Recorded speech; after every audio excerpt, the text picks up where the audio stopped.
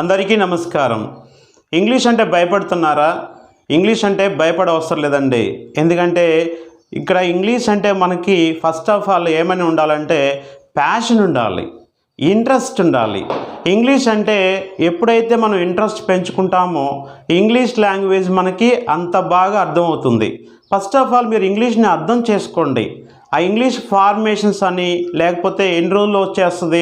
చాలామంది స్టూడెంట్స్ నన్ను అడుగుతూ ఉంటారు, ఏమని 30 డేస్లో వస్తుందా, 45 డేస్లో వస్తుందా, అసలు ఎన్ని నెలలు పడుతుంది నాకు అని చెప్పేసి చాలామంది స్టూడెంట్స్ అడుగుతూ ఉంటారండి. ఫస్ట్ ఆఫ్ ఆల్ మీకు అందరికీ చెప్పేది ఏంటంటే అది ఒక ప్యాషన్ ఉండాలి. ఇంగ్లీష్ లాంగ్వేజ్ అంటే ఇంట్రెస్ట్ ఉండాలి, ఇష్టం పెంచుకోవాలి. నాకైతే ఆ ఇష్టం ఎప్పుడు కలిగిందంటే నాకు 10th క్లాస్లో ఉన్నప్పుడే నాకు ఇంగ్లీష్ అంటే ఇష్టం పెరిగింది. ఎందుకనంటే ఫస్ట్ ఆఫ్ ఆల్ ఇంగ్లీష్ అంటే మాకు విలేజ్ బ్యాక్గ్రౌండ్ అవటం వల్ల అక్కడ ఇంగ్లీష్ ఎవరు మాట్లాడరు. అది ఒక స్టైల్గా ఉంటుంది. ఆ సెంటెన్సెస్ అన్నీ ఒక డిఫరెంట్గా ఉంటాయి, ఆ వర్డ్స్ అన్ని డిఫరెంట్గా ఉంటాయి. అవి ఇష్టం నాకైతే అలా అనిపించింది. తర్వాత ఏమైందంటే 10th క్లాస్ తర్వాత మేము నిన్ను చదివించలేమని చెప్పేసి మా పేరెంట్స్ నాకు చెప్పారు. ఆ తర్వాత ఏం చేశానంటే నేను శ్రీ చైతన్య కాలేజీలో అక్కడ ఒక ఆఫీస్ బాయ్గా జాయిన్ అవ్వాల్సి వచ్చింది. ఆ తర్వాత జాయిన్ అయిన తర్వాత అక్కడ అట్మాస్ఫియర్ నాకు అనిపించింది. అక్కడ ఎడ్యుకేషన్ సంబంధించిన మొత్తం అందరూ ఉండేసరికి అక్కడ లెక్చరర్స్ అందరూ కూడా టై కట్టుకొని లేకపోతే ఇక్కడ మనకి టక్ చేసుకొని నీట్గా షూస్ వేసుకొని నడుస్తూ ఉంటే అప్పుడు వెళ్తూ ఉంటే నేను కూడా ఇలా అవ్వాలని అనిపించింది. అక్కడంతా కూడా ఇంగ్లీష్ గురించి మాట్లాడుకుంటూ ఆ వర్డ్స్ అన్ని డిఫరెంట్గా అనిపించేసరికి నాకు కూడా ఇంగ్లీష్ మాట్లాడిన ఇష్టం అయితే పెరిగింది. ఆ ప్యాషన్ ఇంకా ఎక్కువ అయిపోయింది. ఆ హెచ్చుతో ఏం చేశానంటే అప్పుడు అక్కడ ఉన్నటువంటి వాతావరణం చూసిన తర్వాత ఎలాగైతే నేను డిగ్రీ చదువుకోవాలని అనుకున్నాను. నా క్వాలిఫికేషన్ చూస్తే 10th క్లాస్. అప్పుడు అనిపించింది ఎవరో చెప్పారు నాకు, ఎందుకంటే అక్కడ అడుగుతూ ఉన్నా నేను ఎలా అయితే అచీవ్ అవ్వాలి, నేను ఏదైనా సాధించాలని అనుకుంటూ ఉన్నాను. ఆ సమయంలో నాకు అనిపించింది ఏంటంటే అక్కడ ఉన్న వాళ్ళు చెప్పారు, త్రూ ద ఆంధ్ర యూనివర్సిటీ ద్వారా మీరు ఓపెన్ యూనివర్సిటీలో చదువుకోవచ్చు అని చెప్పారు. అప్పుడు నేను ఏం చేశానంటే ఆంధ్ర యూనివర్సిటీ ఓపెన్ యూనివర్సిటీలో అప్లికేషన్ ఒకటి ఫామ్ తీసుకున్నాను. తీసుకునేటప్పుడు అక్కడ కాలమ్స్ ఫిల్అప్ చేయాల్సి ఉంటుంది. అక్కడ ఏముందంటే BA లిటరేచర్ అని ఉంది, అంటే BA ఇంగ్లీష్ అని ఉంది. అక్కడ అప్లికేషన్లో కాలంలో టిక్ పెడుతుంటే అక్కడ ఉన్న క్లర్క్ అన్నారు, బాబు నువ్వు విలేజ్ బ్యాక్గ్రౌండ్ అనుకున్నావు, నీకు అసలు అప్లికేషన్ స్పెల్లింగే రాదు, నువ్వేంటి BA లిటరేచర్ అంటున్నావు అని చెప్పాడు. అప్పుడు అనిపించింది నాకు ఇంగ్లీష్ అంటే చాలా ఇష్టం అండి, చేస్తే అదే చేయాలి. BA లిటరేచర్ చేసి MA లిటరేచర్ చేసి సీనియర్ లెక్చరర్ అవ్వాలి, అదే నా గోల్, అదే నా ఎయిమ్. అప్పుడే అనిపించింది ఇంగ్లీష్ లెక్చరర్గా నేను సెటిల్ అవ్వాలనుకున్నాను. ఆ తర్వాత ఏమనిపించిందంటే ఎలాగలా సరే అక్కడ టిక్ కాలం పెట్టేసి సైన్ చేసి అప్లికేషన్ ఇచ్చేసాను. అక్కడ ఫీజు పే చేసి వచ్చేసాను. తర్వాత అనిపించింది ఆ బుక్స్ అన్ని చూసినట్టయితే నాకు అసలు ఇంగ్లీష్ అనేది నాకు రాదనిపించింది. చాలా భయం వేసింది. అక్కడ ఉన్న లెక్చరర్స్ అందరినీ కూడా సాయం తీసుకుంటూ ఉండేవాడిని. తర్వాత ఏమనిపించిందంటే అక్కడ ఉన్న వాళ్ళంతా కూడా ఒక రూమ్స్ దగ్గర అక్కడ ఉన్నటువంటి క్లాస్లోకి ఎలా ఉండేది కాదు మాకు, ఎందుకంటే బాయ్ కాబట్టి ఆఫీస్ బాయ్ అటెండర్ కాబట్టి లోపలికి ఎలా ఉండదు.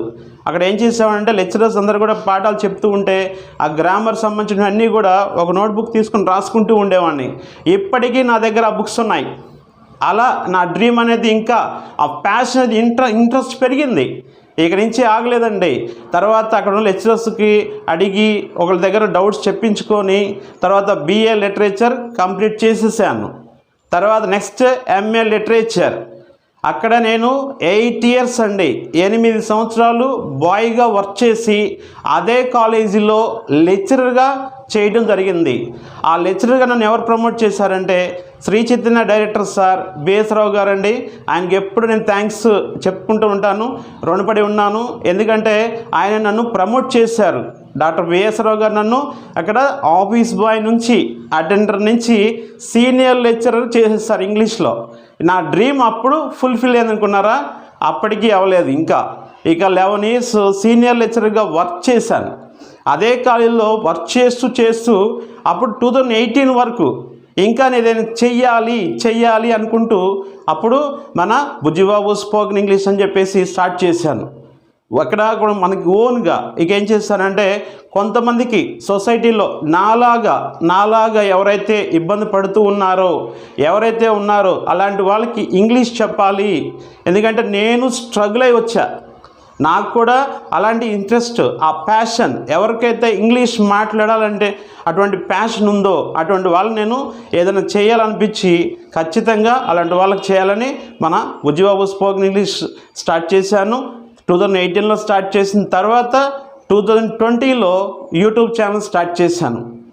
బుజ్జిబాబు స్పోకెన్ ఇంగ్లీష్ ద్వారా ఒక యూట్యూబ్ ఛానల్ స్టార్ట్ చేసి 10th క్లాస్ వాళ్ళకి, ఇంటర్మీడియట్ వాళ్ళకి, డిగ్రీ వాళ్ళకి వీళ్ళందరికీ కూడా ఇంగ్లీష్ చెప్పడం మొదలుపెట్టాను.